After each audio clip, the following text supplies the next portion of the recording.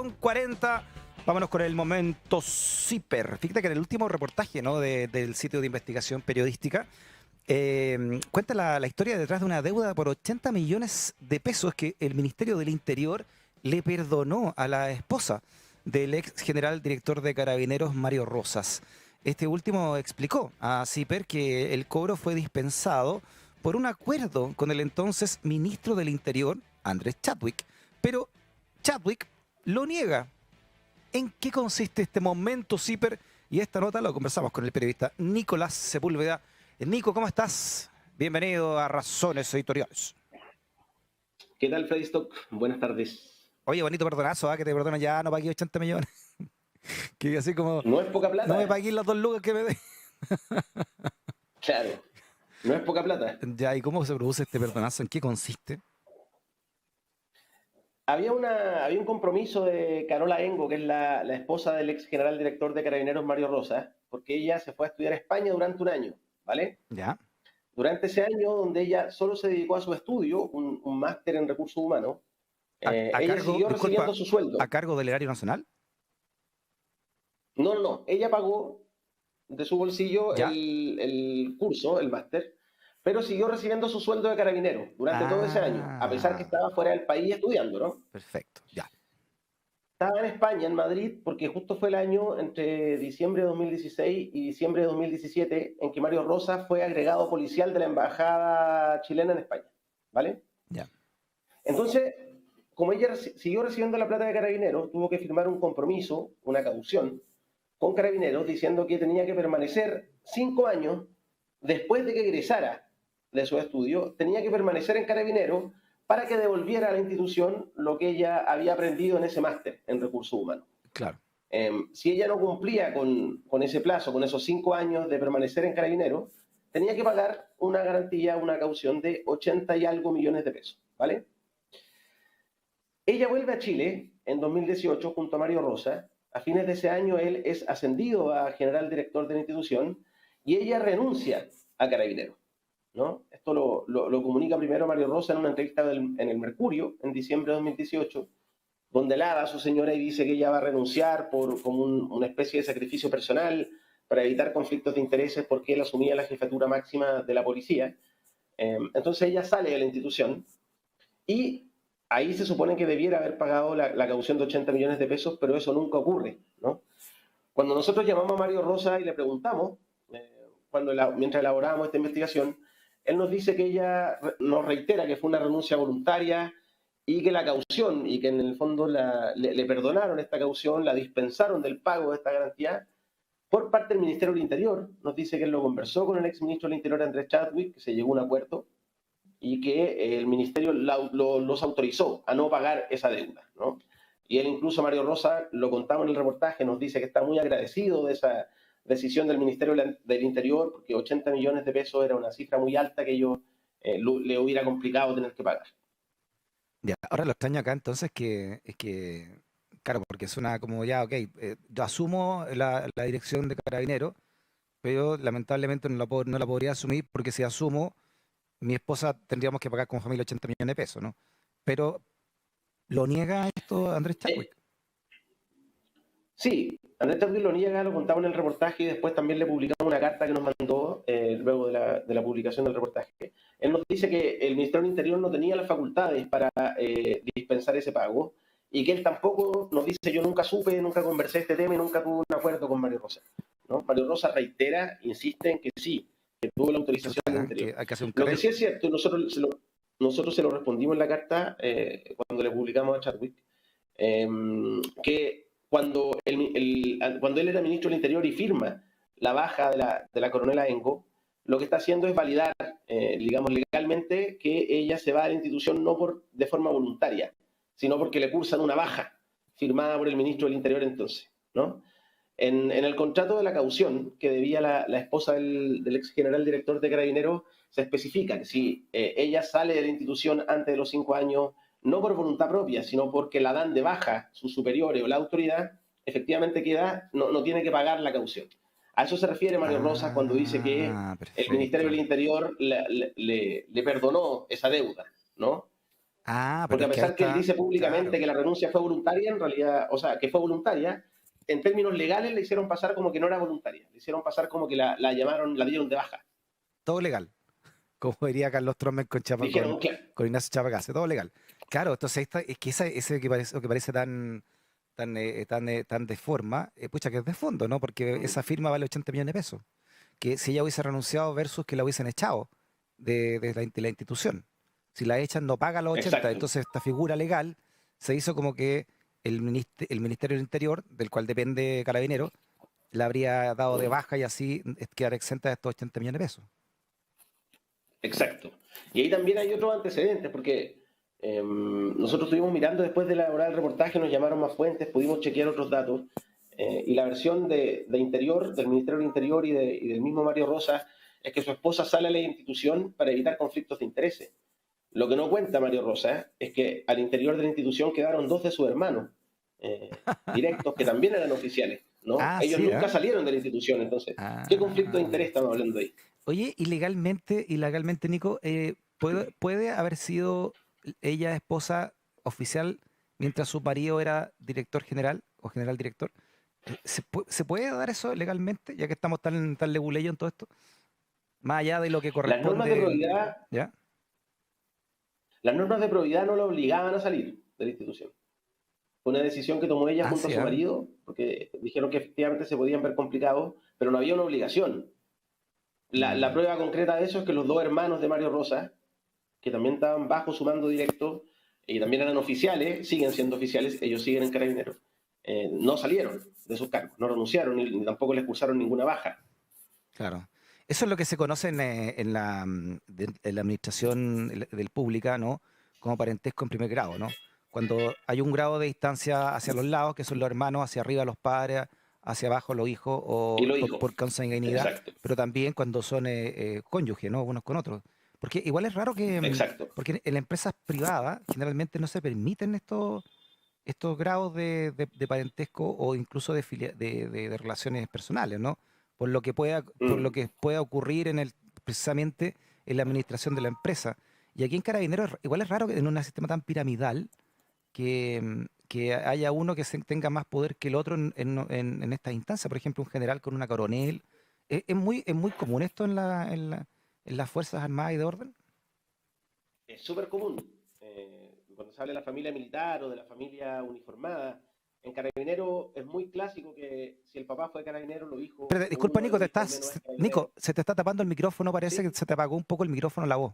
A ver, parece que ahí, a ver, ¿Me escuchan? ¿Ahí? se te escucha más despacito que delante. Recién como que algo pasó como que bajaste el volumen, Qué ¿no? raro. Ya, ahí lo estamos No, tratando de nada. arreglar. Ahí, ¿Vale? ya, bueno, veamos si lo podemos arreglar de aquí interno, pero Ahora, está interesante lo que tú estás diciendo. Vamos a revisar si es de acá o de allá, ahí, pero ahí, ahí sí, pues. ahí sí. Ya, yo te preguntaba si esto era muy común en esta Ah, relación, porque hay mucha jerarquía, además, son instituciones completamente jerárquicas, sí. entonces raro que se den estas incompatibilidades, ¿no? Que la misma señora acusa esta al Mm. tener que, según ella, pedir la baja, ¿no? Porque su marido es el general director. Yo te decía que sí, que es súper común que en general hay mucho carabinero casado con carabineras, eh, carabineros cuyos hijos son carabineros, carabineros con que los hermanos son de carabineros, hay una tradición como familiar, históricamente en carabineros y en general en las Fuerzas Armadas y de Orden. No es tan extraño, lo que sí es extraño es que la gente renuncie para evitar incompatibilidades, porque si fuera por eso, Claro. digamos, cualquier carabinero que asume un cargo de jefatura, sus familiares no podrían seguir en la institución, no podrían depender de él. ¿No? Claro, claro, porque imagínate como tú dices, es muy común también de que esto sea muy familiar, que es como Uh -huh. que tú eres, y sobre todo en la oficialidad, me imagino, ¿no? Tú eres oficial de una rama, pero tu papá, tu abuelo, tu bisabuelo, todos han sido para atrás, o no eres el primero, pero para el lado también. Tus hermanos, tus tíos, o parientes más o menos cercanos, después entran tu hijo y tú tienes una función importante, pero un hijo tuyo entra, entonces, ¿qué pasa con ese hijo, no? ¿Cómo se verá adentro si es el hijo de, ¿no? Es raro eso, ¿no?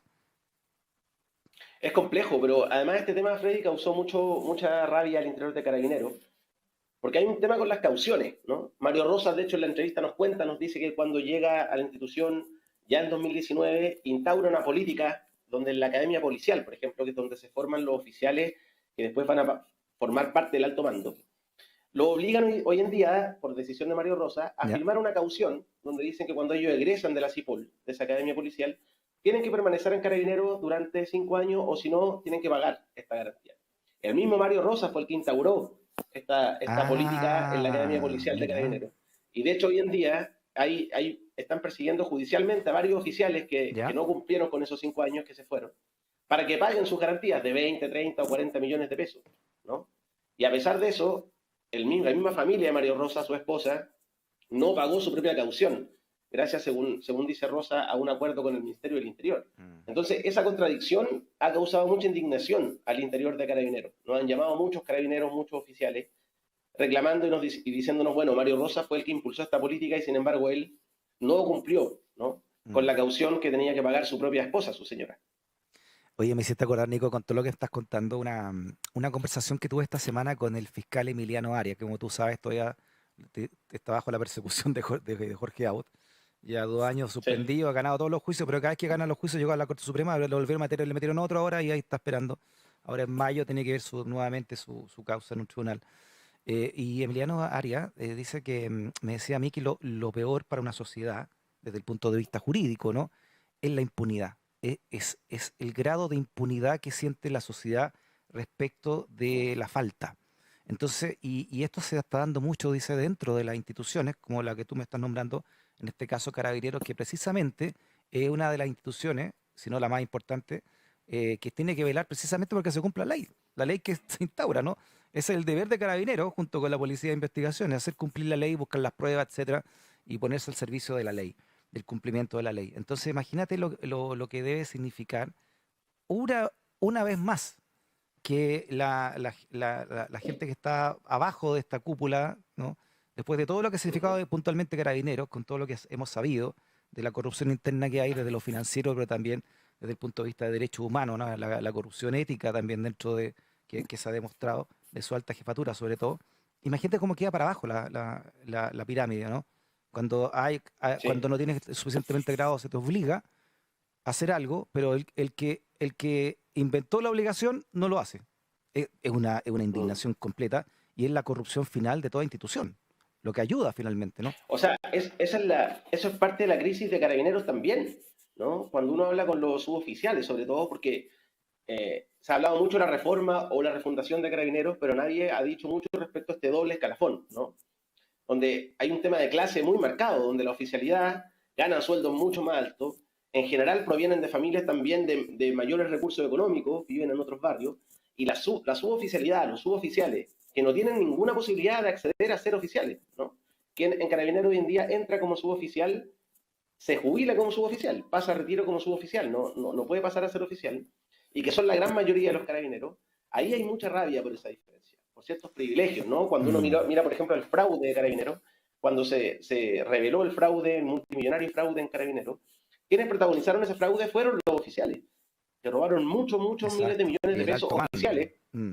que no pasaban por las comisarías, que no tenían que estar a todo sol dirigiendo el tránsito, ¿no? Que son las pegas más complicadas, que nos están arriesgando la vida muchas veces en operativos como si lo hacen los suboficiales de carabineros, y los oficiales están en su oficina en pega administrativa ganando regios sueldos y además cometiendo estos fraudes.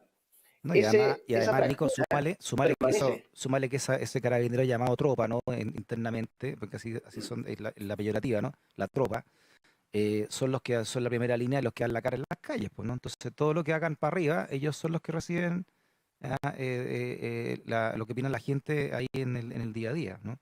Entonces, en algún momento, Exacto. Nico, en algún momento del estallido social, se habló de la refundación de Carabineros. Ya la cuestión va como en reformulación, ¿no? Quedó la re nomás de lo que se tenía que hacer. Así, bueno, así el Sí. poder, ¿no?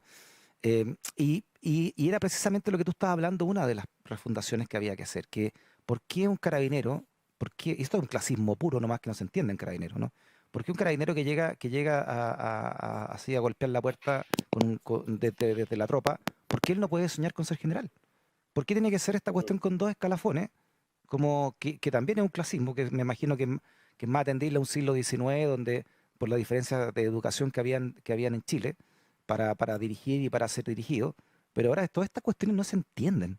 ¿No se entienden estos clasismos de dos escalafones de oficialidades y suboficialidades, así como carne de cañón, no carne de cañón?